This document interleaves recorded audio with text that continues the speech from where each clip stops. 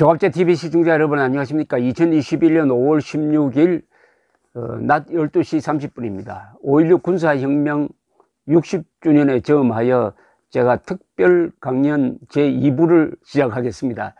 저는 1961년 5월 16일 새벽 5시에 박종세 아나운서가 KBS를 통해서 혁명 공약을 낭독하는 그 순간 라디오를 듣고 있었습니다. 바로 리얼타임의 그 역사적 순간의 한 목격자가 되었습니다. 왜냐하면 제가 당시에 중학교 3학년이었습니다. 일찍 일어나서 라디오를 들었습니다. 그러니까 그 유명한 목소리, 역사를 바꾼 목소리가 나오기 시작했습니다. 저는 그날 쿠데타가 났으니까 학교에 가지 않아도 좋겠구나 해서 기분이 좋았던 생각이 듭니다. 그 방송은 어떻게 나왔느냐 하면 이렇습니다. 당시는 KBS 방송국인 남산에 있었습니다. 남산에 박정희가 도착했을 때 먼저 온 공수부대원들은 아나운서와 방송 기술자들을 찾아다니고 있었습니다. 당직 아나운서인 박종세 씨는 1층 보도계실로 피했다가 다시 텔레타이프실로 옮겨서 웅크리고 있었습니다. 연초에 이런 일을 예상하여 방송국 내부를 염탐해 둔 적이 있었던 김종필이 박 아나운서 있어 나오시오, 우리는 빨갱이가 아니오 라고 외치면서 들어왔습니다. 박종세가 김종필을 따라 바깥으로 나오니 별을 든 장성들이 여러 명이 서 있었습니다. 키가 작고 바싹 마른 사람이 앞으로 나오더니 나 박정희라고 하오 하며 손을 내밀었습니다. 이 바쁜 상황에서도 박정희는 박종세에게 군사혁명의 필연성에 대해서 간략한 설명을 한 뒤에 혁명 공약이 적힌 전달을 건네주었습니다. 교사 박정희의 진면목입니다. 그냥 읽어라고 한 게 아니라 왜 우리가 혁명을 했느냐를 설명을 한 다음에 읽도록 했다는 겁니다. 박정희 일행은 박종세를 앞세워 2층 주방송실로 올라갔습니다. 박종세는 주위를 두리번거리더니 저 혼자서는 방송을 할 수 없습니다라고 했습니다. 한 공수단 장교가 철거덕 권총을 장전하면서 소리를 질렀습니다. 거짓말 마라. 썩었구나 이놈도. 너 따윈 죽여버려야 돼. 한웅진 준장이 자네는 참아 라고 말리고는 지금 5명이나 되는데도 더 있어야 한단 말이오 라고 했어요.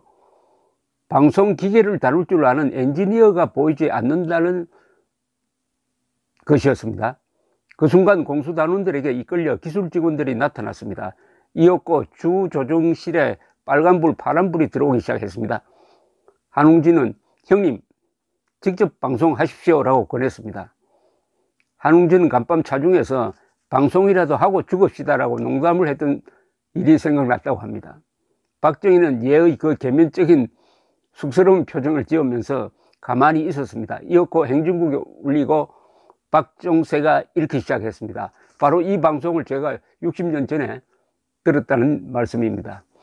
친애하는 애국동포 여러분, 은인자중하던 군부는 드디어 금조 미명을 기해서 일제히 행동을 개시하여 국가의 행정, 입법, 사법의 3권을 완전히 장악하고 이어 군사혁명위원회를 조직하였습니다. 군부가 골기한 것은 부패하고 무능한 현 정권과 기성정치인들에게 더 이상 국가와 민족의 운명을 맡겨둘 수 없다고 단정하고 백척간두에서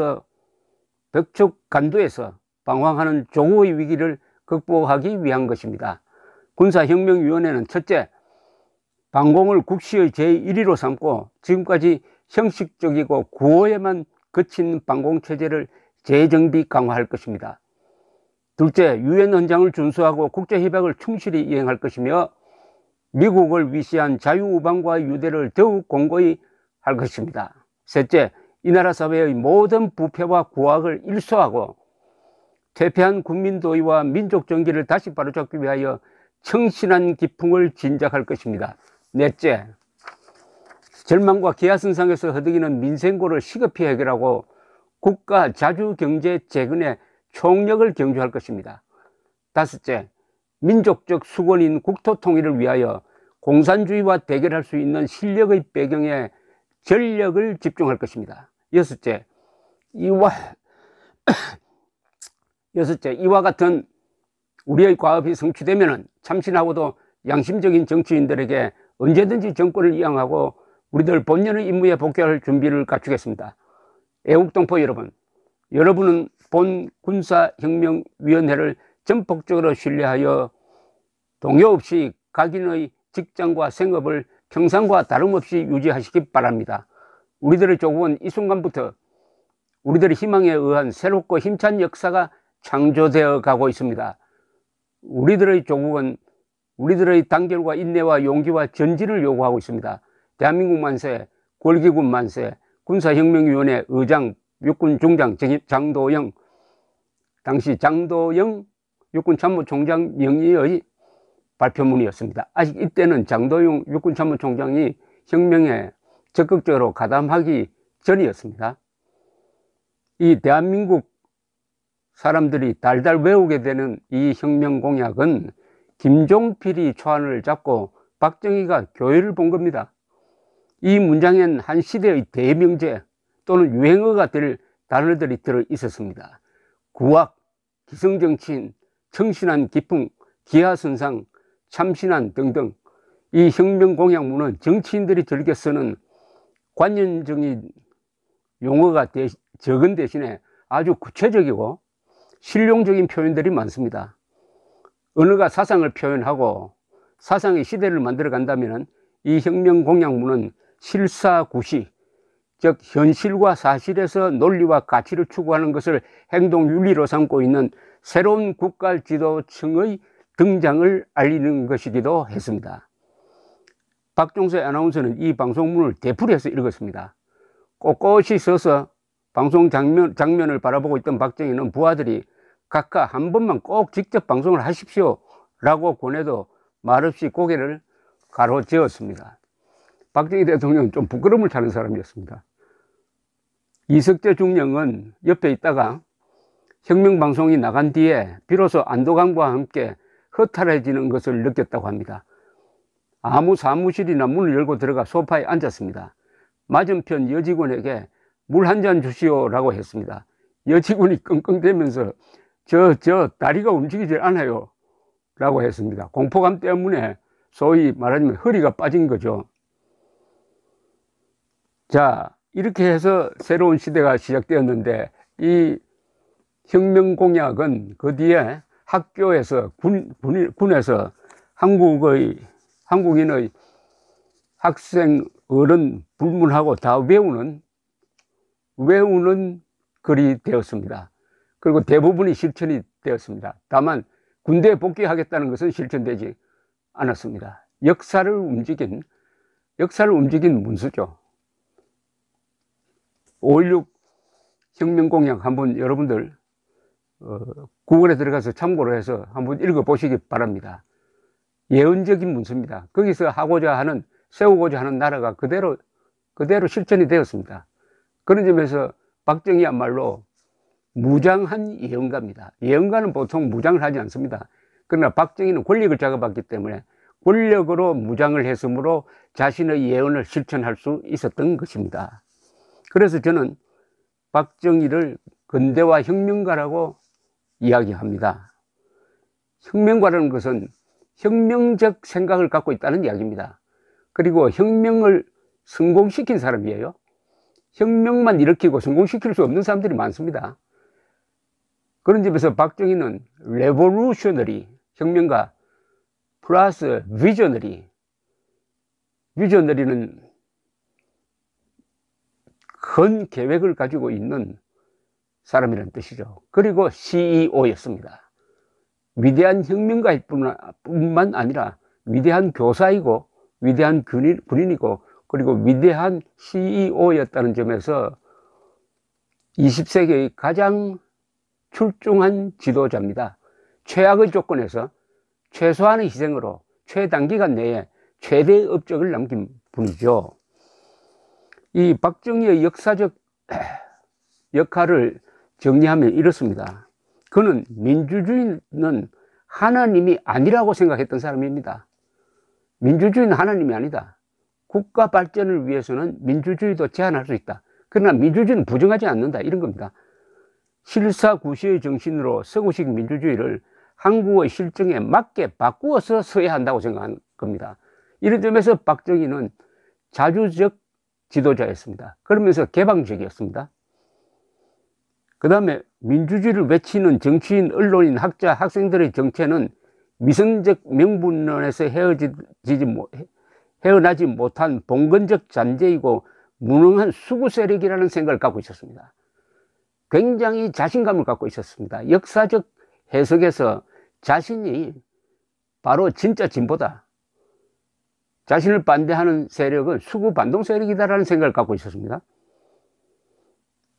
그 수구 반동 세력으로 규정되는 인사들 중에서 정치인, 언론인, 학자, 학생들이 들어가고, 반대로 군인, 기업인, 과학기술자들이 오히려 새 시대를 주도할 세력이다. 그래서 이분은 산농공상체제를 바꿔야 된다, 이런 거 했습니다. 산농공사, 선비가 권력을 잡고 그 밑에 농사꾼, 그 다음에 말단에 기술자, 장사꾼, 이게 조선조적 신분 질서였다면은 박정희는 이래서는 안 된다.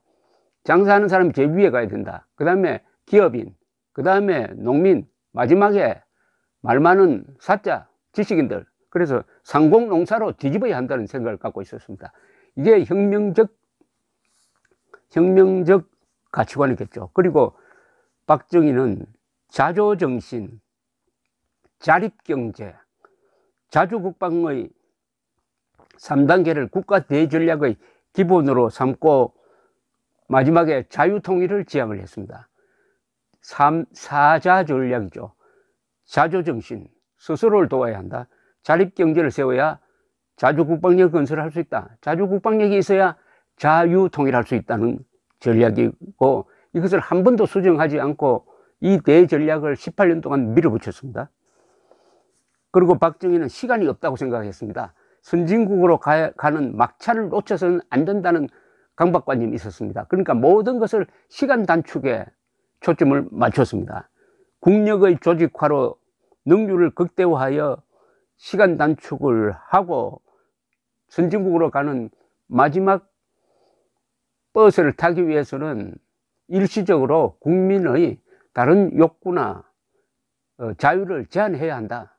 그래서 내가 죽으면은 내 무덤에 침을 뱉어라 하면서 취한 조치가 1972년 10월 17일 유신선포였죠. 박정희는 2번 쿠데타를 했습니다. 5.16 그리고 17 유신선포도 사실은 친일 쿠데타에 속합니다. 그래서 오늘 5.16 군사혁명 60주년을 맞은 오늘 대한민국의 위상은 이 정도입니다. 인구가 5천만 명 이상이고 1인당 국민소득이 3만 달러 이상이면서 민주주의를 하는 나라는 세계에서 몇 나라냐? 7나라밖에 없습니다. 미국, 독일, 일본, 영국, 프랑스, 이탈리아, 한국입니다. 이게 진정한 7대 강국입니다.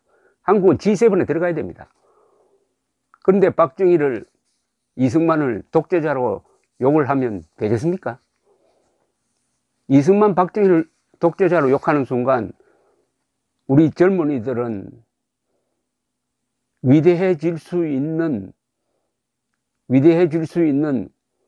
야망을 버리는 것이 됩니다. 우리가 어릴 때 정기를 잃는 이유는 나도 저분처럼 큰 뜻을 가지고 나라를 위해서, 이웃을 위해서 일해보고자 하는 꿈을 심는 것이 전기입니다. 박정희도 어릴 때 읽었던, 학생 때 읽었던 이순신, 그리고 나폴레옹이 이분의 생애를 결정하는데 큰 역할을 했습니다. 이승만, 박정희를 제대로 알고 이승만, 박정희를 가슴에 품으면 오늘의 2030 세대는 아마 세계에서 가장 유능한 세대로, 지도자로 커갈 수 있을 것인데, 좌익 정권과 좌익 지식인들이 이승만, 박정희를 지우고 있습니다. 이것은 폐륜입니다. 폐륜이고, 이것은 망국으로 가는 교육 파괴가 되겠죠. 이승만 박정희를 가슴에 품은 사람과 이승만 박정희를 저주하는 사람은 인간의 질이 다릅니다. 계속해서 다음에 이 5.16 60주년에 저음한 저의 강연을 계속하겠습니다. 경청 계속 부탁드립니다. 감사합니다.